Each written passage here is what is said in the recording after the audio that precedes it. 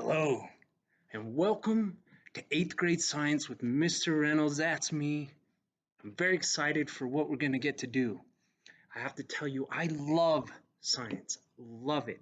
I teach it all day, and then I go home, and me and my 18-year-old daughter, we get to play more science when we get home. She's looking to be an engineer, and I'm looking to help her do that. And for all of you at P-Tech, you're obviously interested in this sort of stuff.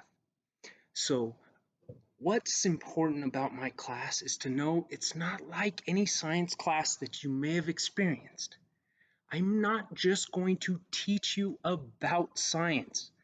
The main purpose of my class is to teach you how to do science. So you can think of it like if you're going to learn how to ride a bicycle.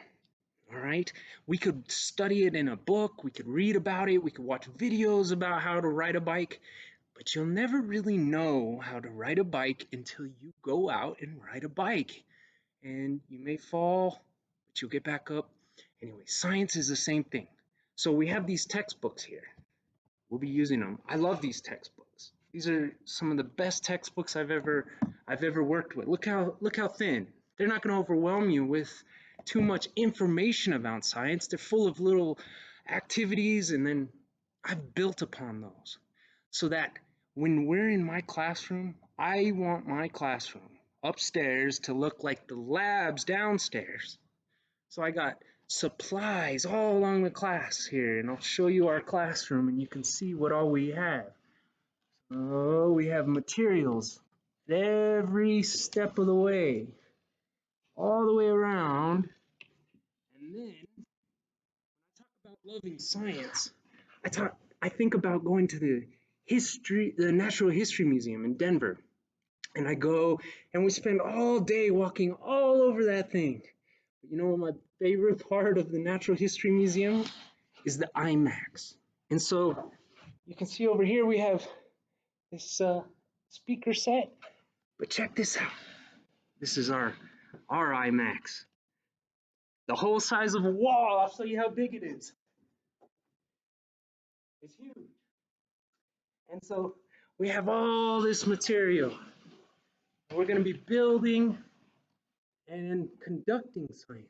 We're not just going to be learning about it. We're going to be doing science. So what are my expectations for my class?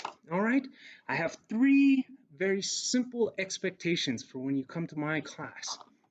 Number 1, because we are going to be doing science, for example, this is electricity. If you were to break this, there's gas in there that could come out. And we'll be learning about electricity. We'll be using very powerful magnets. We'll be mixing chemicals. We'll be creating explosions. We'll be messing with motors. I got motors back there. We'll be headed to the science lab where we'll mess around with the Bunsen burner, with fire. And we'll use chemicals and create fires and explosions. What does that all mean? It sounds great, of course, but that brings us to the number 1 expectation, which is to be safe.